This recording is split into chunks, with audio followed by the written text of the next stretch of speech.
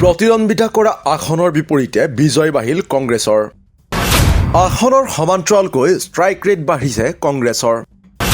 এটা দশকৰ পাছত কংগ্ৰেছৰ পুনৰুত্থানে দিছে নতুন সংকেত।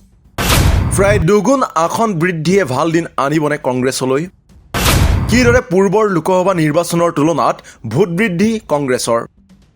2019 লোকসভা নিৰ্বাচনৰ তুলনাত 63খনকৈ আসন হ্ৰাস পাইছে বিজেপিৰ। বিপৰীতে আসনৰ সংখ্যা প্ৰায় দুগুণ বৃদ্ধি পাইছে কংগ্ৰেছ দলৰ। দেশত ৭৫ বছৰে শাসনত থকাৰ পাছতো বিগত এটা দশকত কংগ্ৰেছৰ অৱস্থা আছিল তেনেই শোচনীয়। মোদীৰ ঢৌত তছনছ হৈছিল কংগ্ৰেছ দলকে আদি কৰি অন্যান্য বিৰোধী দলসমূহ। কিন্তু এইবাৰ আচম্বিত কৰি তুলিছে কংগ্ৰেছৰ ফলাফলে। 2014 চনত মোদী শাসনলৈ অহাৰ সময়ত কংগ্ৰেছ দলৰ আসনৰ সংখ্যা আছিল 44খন। সেই সময়ত কংগ্ৰেছে লাভ কৰিছিল 19.3% ভোট। বিপৰীতে বিজেপিয়ে 31% ভোট লাভেৰে 282খন আসন লাভ কৰিছিল 2014 চনত। ঠিক একেদৰে 2019 চনত কংগ্ৰেছে 52খন আসন লাভ কৰিছিল আৰু ভোটৰ হাৰো বৃদ্ধি পাইছিল কংগ্ৰেছৰ পক্ষত। সেইবাৰ কংগ্ৰেছে 19.49% ভোট লাভ কৰিবলৈ সক্ষম হোৱাৰ বিপৰীতে বিজেপিয়ে লাভ কৰিছিল 37.36% ভোট। অৰ্থাৎ কংগ্ৰেছৰ সমান্তৰালকৈ বিজেপিয়েও সেইবাৰৰ নিৰ্বাচনত প্ৰায় 6% ভোট বেছিকৈ লাভ কৰিছিল পূৰ্বৰ তুলনাত।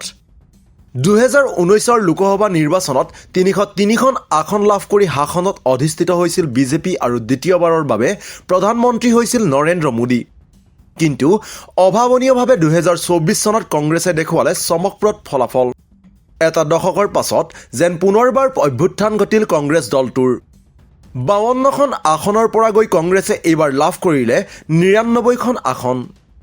2024 নিৰ্বাচনত কংগ্ৰেছৰ পক্ষত ভোট বৃদ্ধি পালে 21.19% ভোট। এয়া আছিল ভোট শ্বেয়াৰৰ হাৰ। এই ভোট শ্বেয়াৰ আৰু আসনৰ লগত নিৰ্বাচনত প্ৰাৰ্থিত্ব আগবঢ়োৱা আসনৰ সংখ্যাৰ অনুপাতে যদিহে তুলনা কৰা হয় তেন্তে 2014তকৈ কংগ্ৰেছৰ ষ্ট্ৰাইক ৰেট অৰ্থাৎ জয়ৰ শতাংশ যথেষ্ট উন্নত।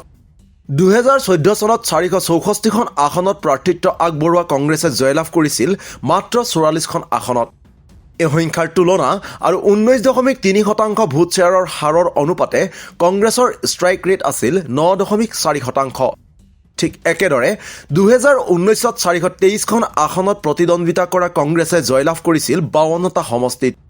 এই পৰিসংখ্যা আৰু 2019ত লাভ কৰা ভোট শ্বেয়াৰৰ অনুপাতে কংগ্ৰেছৰ ষ্ট্ৰাইক ৰেট পূৰ্বৰ তুলনাত 8.3%লৈ অৱনমিত হৈছিল। কিন্তু এইবাৰৰ নিৰ্বাচনত কংগ্ৰেছে পূৰ্বতকৈ বহুগুণে নিজৰ প্ৰাৰ্থিত্ব প্ৰদানৰ বিপৰীতে বিজয়ৰ অনুপাত বৃদ্ধি কৰিবলৈ সক্ষম হ'ল। পূৰ্বতকৈ অধিক কম আসনত প্ৰাৰ্থিত্ব প্ৰদান কৰাৰ পাছতো পূৰ্বতকৈ দুগুণ আসনত জয়ী হ'বলৈ সক্ষম হয় কংগ্ৰেছ দল। 2024 নিৰ্বাচনত কংগ্ৰেছে মাত্ৰ 285খন আসনত প্ৰতিদ্বন্দ্বিতা আগবঢ়োৱাৰ বিপৰীতে লাভ কৰিলে 99খন আসন। অৰ্থাৎ কম আসনত প্ৰাৰ্থিত্ব দিয়াৰ পাছতো 47খন আসন বৃদ্ধি কৰিবলৈ সক্ষম হ'ল পূৰ্বৰ তুলনাত। ফলত এইবাৰ কংগ্ৰেছৰ ষ্ট্ৰাইক ৰেটে চুলেগৈ 30%। 8.3%ৰ পৰা একেকোবে 30%লৈ বিজয়ৰ শতাংশ বৃদ্ধি পোৱাৰ পাছতেই চৰ্চা হৈছে কংগ্ৰেছ দলৰ পুনৰুত্থানৰ বিষয়টো। বিশেষকৈ গেৰুৱা দুৰ্গ হিচাপে পৰিচিত দেশৰ ৰাজনীতিৰ মধ্যমণি স্বৰূপ উত্তৰ প্ৰদেশতো কংগ্ৰেছে এইবাৰ উত্থান ঘটাইছে।